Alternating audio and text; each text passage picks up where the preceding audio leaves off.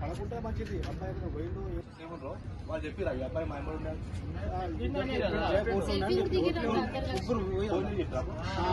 ఏమన్నా సార్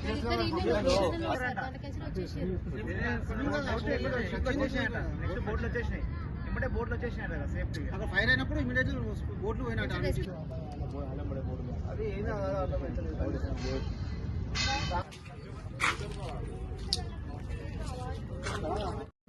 నాగారం ఉంటాను అంటే మా బాబు రాత్రి 7:30కి ఇంటి నుంచి వెళ్ళిండు.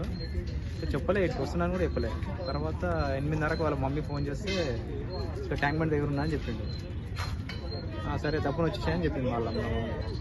ఇంకా తర్వాత ఫోన్ చేస్తే ఫోను స్విచ్ ఆఫ్ వచ్చేసింది. ఫోన్ ఏమైందని అర్థం కాదు. ఆమె ఫోన్ చేస్తాను నేను ఇంట్లో అనుకుని రాత్రి 2:30కి అట్లా ఫోన్ చేసింది. మళ్ళీ నాకు చెప్తుంది ఇంకా ఫోన్ స్విచ్ ఆఫ్ వస్తుంది రాలేదని అంటే మేము వాళ్ళ ఫ్రెండ్ వాళ్ళకి ఫోన్ చేసి వాళ్ళ నుంచి వాళ్ళ ఇట్లా ఫోన్ నెంబర్ నుంచి చూసినాము. చూస్తే ఇక్కడ ఫైర్ యాక్సిడెంట్ అయిందని చెప్పారు. అంటే పడవలేదు. రాత్రి 2:30కి వచ్చినాము. వచ్చి చూస్తే పోలీస్ స్టేషన్ పోయినాము. వాళ్ళు ఏమన్నారంటే హాస్పిటల్ నుంచి మాకు లిస్ట్ పేరు లేదు వాళ్ళది, ఇక్కడ చూసినాము ఇంకా దొరకలేదు, మళ్ళీ పొద్దుగాలు చూస్తామని చెప్పారు. ఇంతవరకు దొరకలేదు. వాళ్ళ ఫ్రెండ్స్ ఇద్దరు ఉన్నామాట ఎంబడి. వాళ్ళు చెప్పారంట ఏమని బోట్లు 2:30కి అట్లా వచ్చాము. చెప్తే వాళ్ళు హాస్పిటల్ నుంచి పేర్లు రాలేదు మాకు, ఆయన పేరు లేదనలా అని చెప్పారు వాళ్ళు.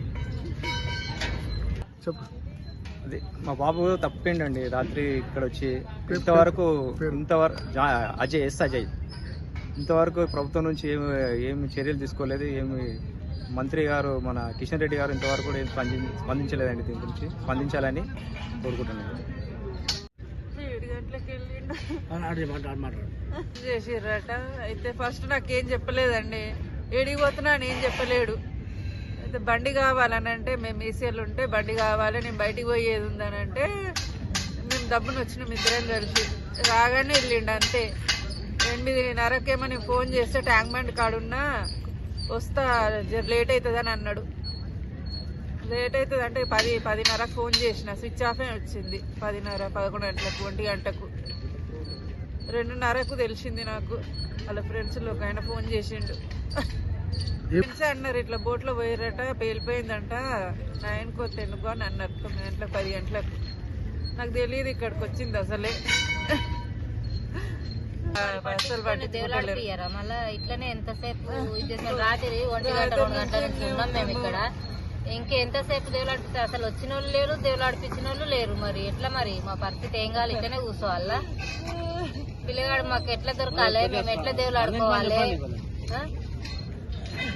చెప్పాలి కదా మళ్ళీ.